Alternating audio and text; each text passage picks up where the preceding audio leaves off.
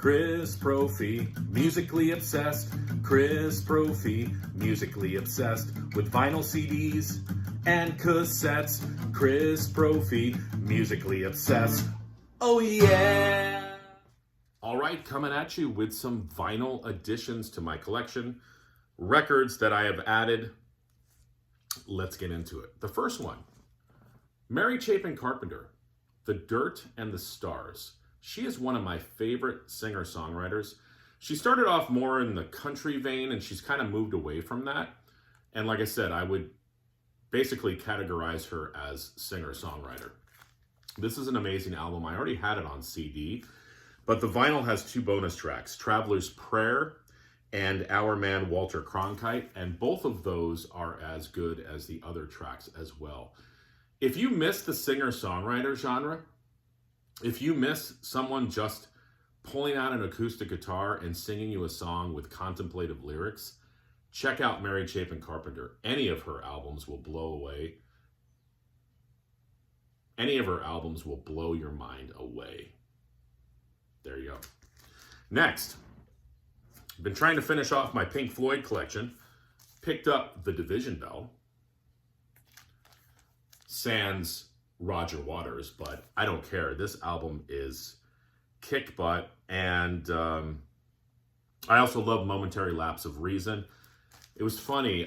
Who was I talking to yesterday? Peter from Music as a Journey had commented on one of my videos, and he said that he really loves the final cut. I really like the final cut as well. I think it's become sort of commonplace to kind of crap on that record. I love it. That was more of a Roger Waters solo record. This, of course, doesn't have Roger Waters, but, you know, still a great record. For me, any sort of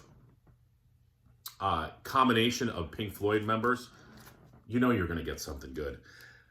My brother from another mother, JC, has been sort of getting me on the Tom Waits train. Tom Waits sings about trains and hobos anyway, so it's sort of fitting to be on the train. He sent me a live album of his. I picked up a CD of Tom Waits. I had a bunch of CDs, but I picked up Bone Machine. This is a crazy album. So here's my take on Tom Waits. If you are just getting into Tom Waits, in my opinion, this is probably not the album to start with. This is a crazy record. I mean, there are some mellow type tunes on here, but this album is definitely pushing the artistic envelope, which I dig. I would almost say maybe start with some of his mellow 70s records. This is me.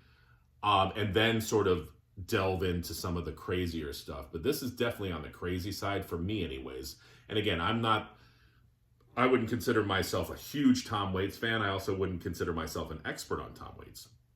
Maybe 2 years from now, I will be. But to me, I really dig this record a lot. Probably not an album to start with, though, if you're just getting into Tom Waits. And if you listen to it, you'll understand what I'm talking about. I'm a huge country fan, Gary. And I found a copy of Dwight Yoakam's Hillbilly Deluxe with the hype sticker.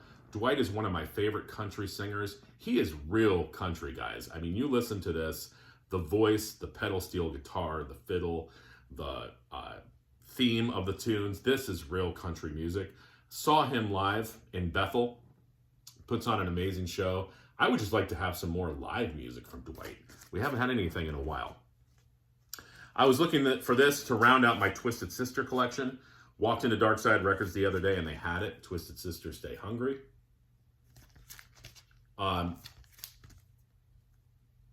You guys know this record, right? I Wanna Rock.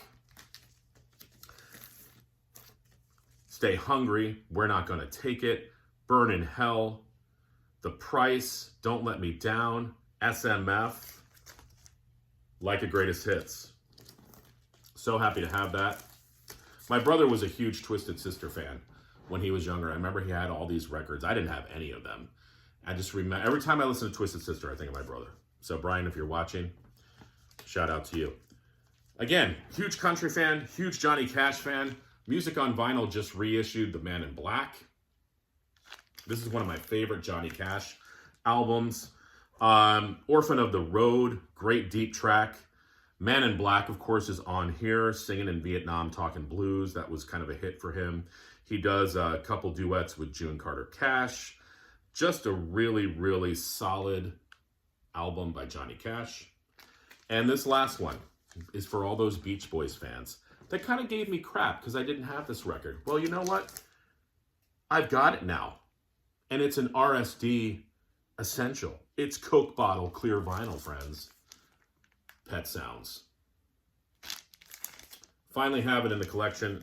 My son and I did a video about this album, and it's really good. Surprise, surprise, surprise.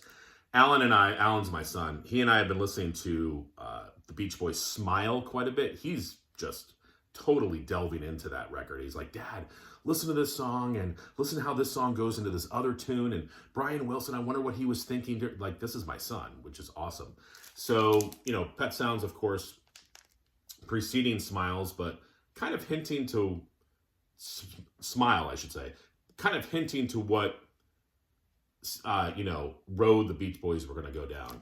Some people like it, some people don't. I love that Beach Boys road. I would travel down it any day. All right, everyone. It's almost Friday. Bye.